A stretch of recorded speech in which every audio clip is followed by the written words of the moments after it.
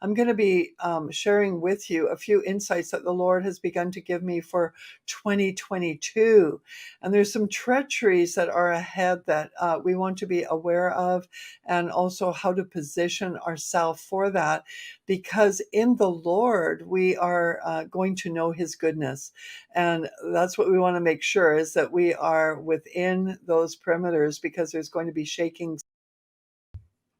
Every year, of course, starting with Rosh Hashanah in the fall, we position ourselves before the Lord to hear what he is saying for the coming season. When you understand the word of the Lord, especially the prophetic arrow of the Lord, when you understand what he is going to do, what his purposes are, what his plan is, then you can prepare. In fact, the scripture says in 2 Chronicles 20:20 that when you trust in the Lord, that you succeed. Okay, so when you hear what he's saying through the prophets, you will prosper in your way. And that's what all of you want to do, especially in this coming year. You want to be able to do well in this coming year. Hi, this is Ted. Today we'll be talking about Patricia King and why do people love the prophets so much? That was what I'm wondering over and over again. Why do people love prophets so much? In the past, I've compared it to people who've loved fortune tellers and people who've loved mediums and psychics and stuff. Why? Because ultimately, we want control in our lives, and these people promise us some sort of control. I've also pointed out that this type of control is very temporary, because in reality, you're going to find out that it becomes almost addictive to talk to these people and to seek out their advice, because you want to know what's going to be happening in the future. None of us know. And because we don't know, it creates stress. It creates this kind of feeling like I want to be in control of my future. And I believe that these prophets provide something, provide a sense of relief, but that relief is very temporary and can become addictive to many people, because they're looking for that constant relief, knowing that everything is under control in the future. I want to get into this a little bit. At least I want to talk about something that really came to my mind as I was processing some of this. The prophets believe, first of all, that there is a revival coming, but the revival is a fantasy. The gifted Christians and the prophets are going to be rewarded and empowered with tremendous power. Israel will turn to Christianity and to those prophets. Unbelievers will be converted or destroyed. Doesn't matter. The revival becomes the source, really, of a lot of stress, this promise. Why? Because the road to this revival, let's say it's really going to happen, the road to it is so filled with craters. It's so filled with unknowns and setbacks. And with every setback comes more stress. Will it happen? Have I, as a prophet, been wrong in telling you that there is this tremendous revival and all that stress hangs over? But it is a fantasy revival, by the way. But in case you really believe, I will speak as if it is, at least for a moment. The prophets have a John the Baptist ministry. They believe they do.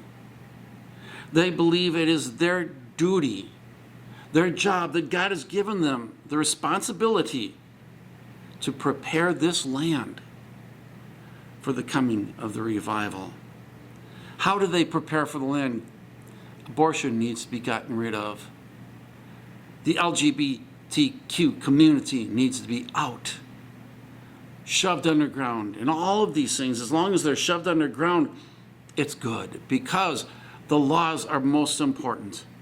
They need to take control. We need to take control. If I am in the New Apostolic Reformation or the Charismatic, if I am one of the believers and the prophets, we need to take control of this land. And that means the 7 mountain mandate. needs to be enforced. What are the 7 mountains? Church, family, education, media, arts, commerce, and most of all, government. All these things need to be controlled by Christians. So, preparing for this revival, we need more and more of this territory. Now, Jesus, when he was in the wilderness, was tempted. He could have received it all at once, but he rejected it. He said, "Get behind me, Satan." Later on, he said those same words to Peter, because Peter had the understanding that that is what he was all about, what Jesus is all about. He is supposed to establish the 7-mountain mandate. Jesus turned to Peter and said, "Get behind me, Satan, for you do not savor the things of God, but the things of men." This 7-mountain mandate is a thing of human. It is a thing of man and not of God.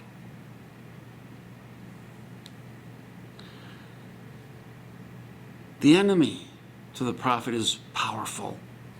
The liberals, Hollywood, the Democratic Party, the media, the gays and lesbians. And so they demonize their enemy. More and more they demonize them. They call them murderers. They call them satanic. Hatred of the enemy and the fear that they have and the stress.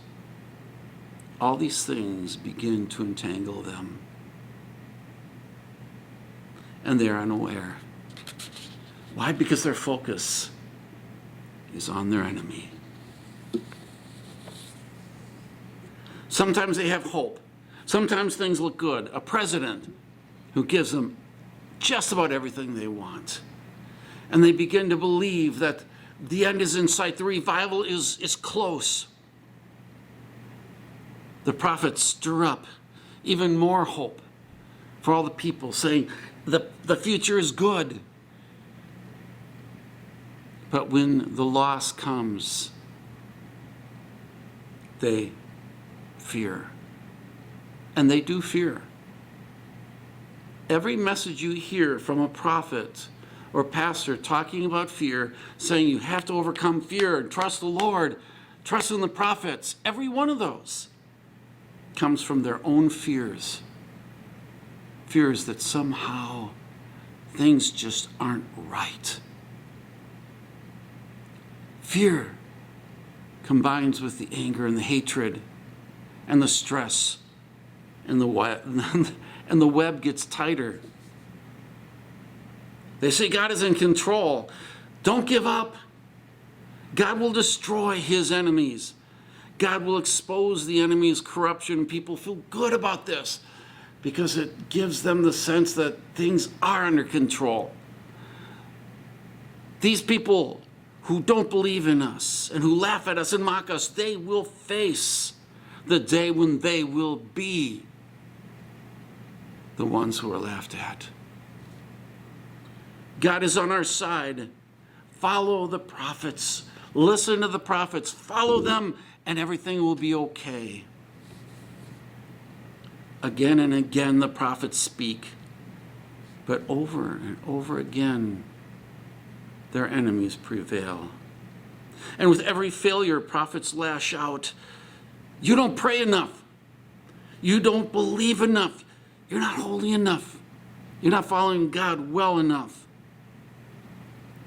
Hatred of their enemy builds even more. Fear of losing builds within them. Their anger and hatred is justified and even lifted up as righteous indignation. But the prophets cover their fear by saying, trust God. And the web grows tighter.